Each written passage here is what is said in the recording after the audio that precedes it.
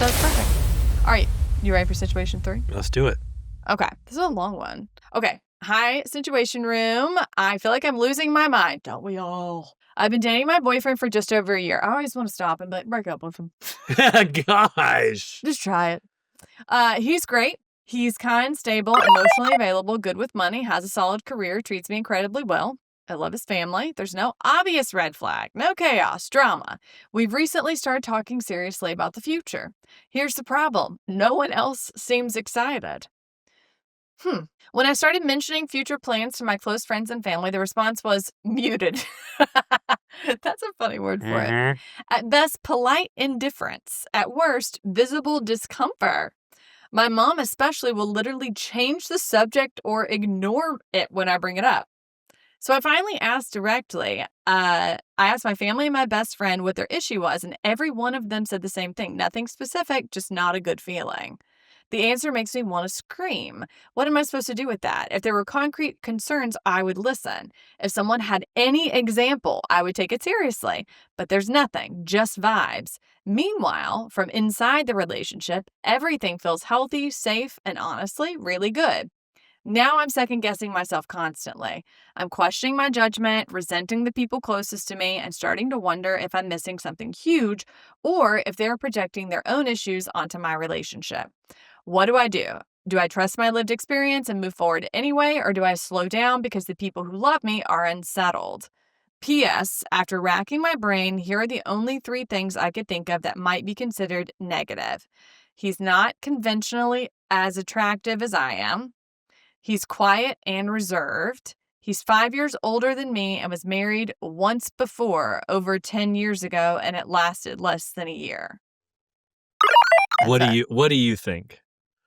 I have thoughts, but I'd like to know your initial read. I think it's odd if everyone in your family and your friends have a bad vibe. So, a caution. What is the overall lens that your group looks through the world at? Because I'm like, is this a religious group? Is this like, because if this is like an evangelical group, is your boyfriend Christian? Is he not Christian? Right. Well, I feel like she would have said that. I don't know. I mean, No, I think that would have been said, like, if that was the issue, because she's, like, racking her brain trying to figure it out. Yeah, maybe. I just think, like, is there some lens that they look through the world at that you don't look through the world at? Or is she looking at him through rose-colored glasses? That's possible, too. How long did they say they were dating? A year, I think. Okay. Well, that's part of it. So for the first year, you're in the honeymoon phase. You need to wait at least another year to, like, exit that. Have some arguments, figure out, like, how you're feeling. You can ignore them for now and don't move in together. Don't make any giant decisions. Let it rock for at least another year. Take what they're saying with a grain of salt. Pay attention to it. But if this feels good to you, keep going. I would also ask, what is the proximity to the family and the friend? Like, is your friend somebody who's around y'all all the time? Or is this somebody who's met him on occasion and he's not coming off well because he is silent? And is your friend good friends with your family? Yeah. And is he, I mean, you say he's not conventionally attractive. Is he ugly? Well, hot girls get with ugly men all the time. I know. I'm just saying, like, I'm not that should matter anyway. I'm just saying, like, some people are really mean and low class. Low class, low value. Yeah.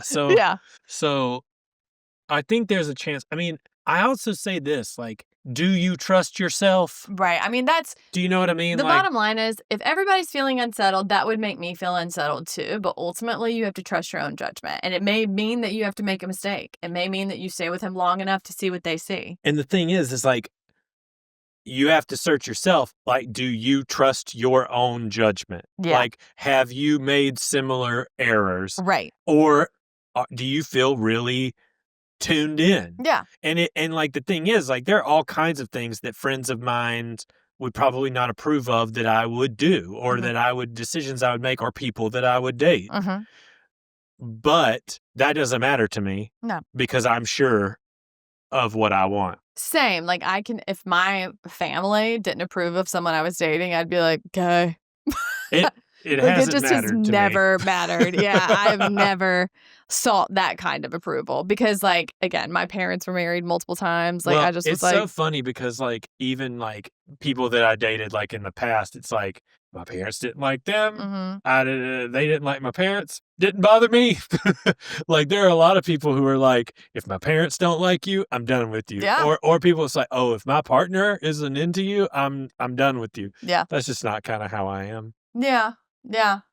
That kind of input Yeah. doesn't really affect me if I'm happy sure. to listen to it. Yeah, I think I just trust myself more than I trust other people's opinions. And they can't get up the gumption to tell you a reason. I think that's the weirdest thing. To me, I'm like, if you really have a problem, you need to tell me what it is. Yeah. And if you can't tell me, just know I'm going to ignore it. Yeah, it's passive aggressive. Like, if you have something, like, and I would even give them the permission, be like, I know he's not conventionally attractive. I know that he's not the kind of guy that I typically date. But beyond that, if there isn't anything beyond what I have already identified, then leave it be. Yeah. And I don't want to hear about it again. Yeah. I mean, it sounds like they're being really passive aggressive and it's just not what they wanted for you. I think there's a factor about this guy that she's not seeing. I think that she knows, but she's not seeing that it would upset them. It could be a religious thing. It could be a job thing. It could be a political thing. Could be how he dresses.